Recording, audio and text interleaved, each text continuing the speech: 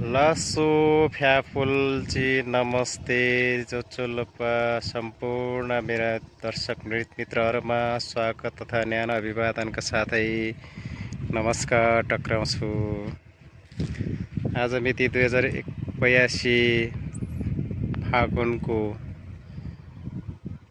16 गते शनिबारको दिन म यस किस्पाङ गाउँपालिका वडा नम्बर 3 अन्तर्गत यस खेतको फाँटमा एउटा सानो कृषि क्षेत्रतिर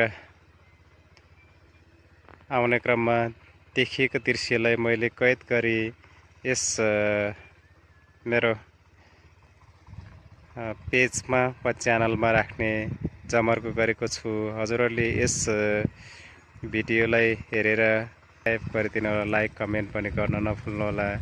र यदि हजुरहरूले दिएको मायाले नै अहिले यहाँसम्म आइपुगेको छ र आगामी दिनमा यसभन्दा अगाडि बढ्ने मौका मिल्नेछ भन्दै यहाँहरू समक्ष मैले अनुरोध गर्दै आजलाई यस दृश्य रमाइलो दृश्य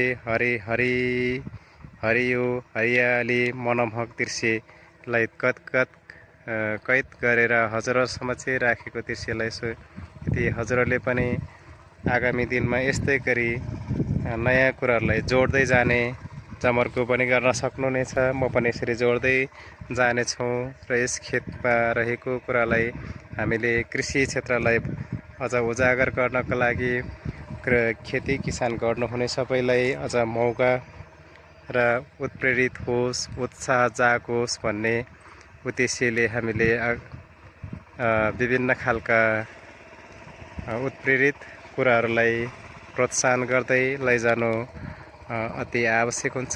त्यसले गर्दा एउटा नयाँ बाटो लिनेछ भन्ने कुरा यहाँ समक्ष राखे र आगामी दिनमा यसरी यो हाम्रो खेतीबाली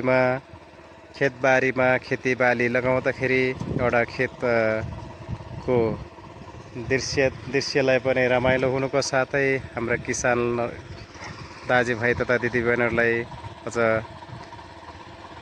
आम्दानीको बाटो खुल्नेछ र जीविकोपार्जनमा सहज हुनेछ भन्ने कुरा जानकारी गराउँदै हाम्रो यस भेगको समस्या भनेको समयमा बिउ बिजन नपाउनु, उन्नत खालको बिउ बिजन नपाउनु, साथै समयमा खेती किसानको लागि मल, रासायनिक मल र पानीको समयमा व्यवस्थापन गर्न नसक्नुको कारण रहेको छ र यसलाई आगामी दिनमा यो किस्पाङ गाउँपालिका वडा नम्बर 1 मा रहेको जुन सप्ताङ खोलाले राहत पुग्नेछ भन्ने हामी यहाँका जनताहरूले विश्वास लिएको छ र आशा गरौँ र यसलाई पूर्ण रूपमा चाहिँ भरोसा त नभए तापनि हामी आशाका साथ विश्वास लिउँ भन्ने यहाँहरू समक्ष